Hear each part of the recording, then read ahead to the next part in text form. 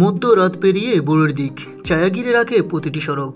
আকাশ ছিঁড়ে আসছে যুদ্ধের বার্তা, আবারও কেঁপে উঠল আরবের বাতাসটা। সিরিয়ার বুকে ইরানি ঘাঁটি, আগুন জ্বলসে গেল বাঁচার কথা।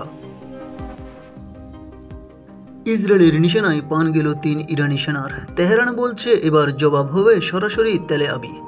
ছুটে এলো ড্রোন, আকাশ করল হানাহানি। শিশুর কান্না, মায়ের আহাজারি, যুদ্ধের শব্দে থেমে গেল বাণী।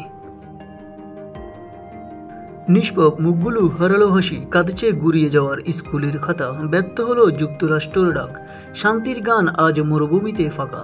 জাতিসংঘ মুখ গুজে বসে, হুমকি দিয়ে চলে 2 রাষ্ট্রের বোঝে।